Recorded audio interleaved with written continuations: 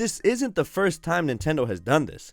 Oftentimes throughout their history, Nintendo will re-release a cheaper version of their consoles with stripped down features to sell to a wider demographic of customers. Whether money is a barrier for you, or whether you just want a simplification of your platform, Nintendo has your back. Some examples of this is the 3DS and the 2DS. The 2DS being the cheaper variant. Still being able to play Nintendo 3DS games, just now, as the name suggests, they stripped out the 3D element to it. Same with the Wii and Wii Mini. The Wii Mini was a smaller, more energy efficient console that did not support online multiplayer, with some other key features being noticeably absent as compared to the regular Wii. Today we'll be looking at the Nintendo Switch Lite, as I know there are countless questions you guys may have over this new console that just dropped in September of 2019. What is the Switch Lite? How does it differ from the regular Switch? Does the reduction in price make it a more appealing console? All of that and more will be answered in this video, but before that, if you haven't yet, you should totally subscribe to my channel with bell notifications, as I am close to announcing my 25,000 subscriber giveaway, in which I give you the option of choosing the grand prize for the giveaway, including a home console of your choice. Make sure to ring that bell so that you don't miss that announcement. Anyway, let's hop right in.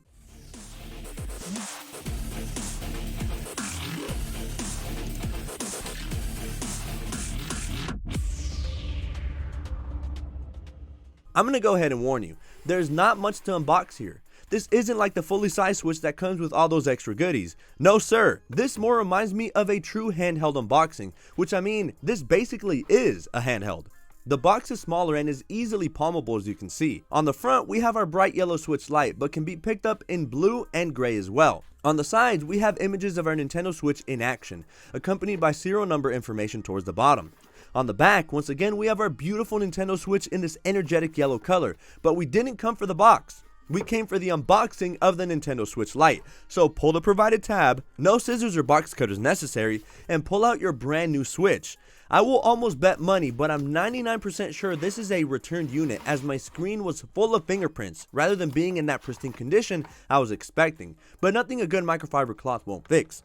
Provided in the package is simply our product and warranty information guide, our charging cable attached to this rather big and boxy charging plug, and of course our yellow Nintendo Switch Lite, which of course has no battery. Just gotta charge it up and we're ready to go.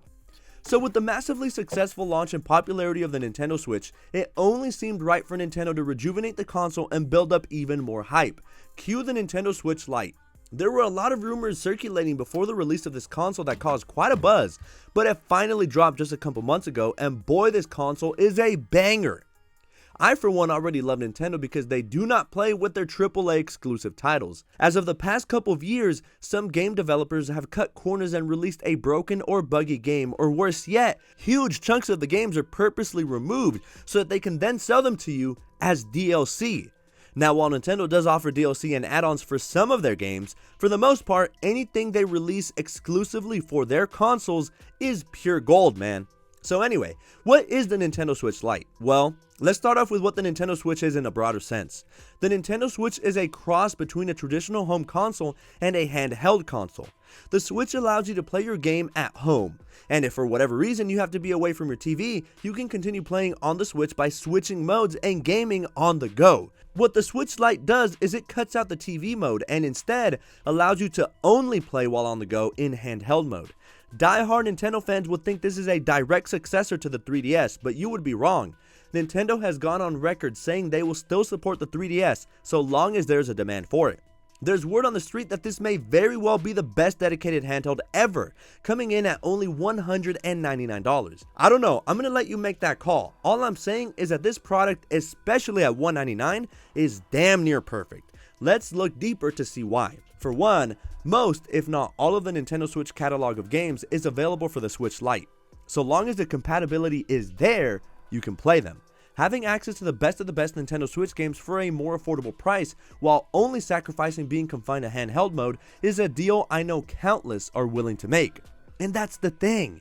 If you fully understand beforehand that this is a 100% portable console, this purchase is a no-brainer. The Switch Lite comes in 3 standard array of bright and attractive colors like I mentioned: turquoise, yellow, and gray, and also previously released in a limited quantity are the special edition Pokemon Sword and Shield Switch Lite with a light gray design with blue and pinkish buttons. It looks pretty dope and is the #1 best way to stunt on them haters, for real. The design of this is really similar to its long lost brother, the regular Switch, except without the ability to slide in the Joy-Cons on the sides. Maybe Nintendo knew you tried to slide into too many DMs unsuccessfully trying to secure a side, so they're giving you a subtle hint. I don't know. The Switch Lite is just so cute compared to the regular Switch. It's slightly smaller dimension-wise and is a thrill to play on. Its smaller, more compact size comes in at a nice 8.2 by 3.6 inches as compared to the 9.4 by 4 inch regular size Switch, which makes it much more manageable and enjoyable to take on the go. And it makes sense, after all, this is a handheld console. The Switch Lite may be cheaper, but does not mean Nintendo sacrificed on quality. As a matter of fact, the Switch Lite feels sturdier than the Switch by removing the slots for the Joy-Cons, eliminating those moving parts and creating a cleaner, smaller, and a more durable feeling device. The screen itself is an LCD capacitive multi-touch screen, measuring 5.5 inches, noticeably smaller than the 6.2 inch display found on the regular Switch, but with the same native screen resolution of 1280 by 720 pixels. For comparison's sake, if you have ever owned or still own an iPhone 8 Plus or 7 Plus, the screen on the Switch Lite is roughly the same size as the display portion of your iPhone 8 Plus.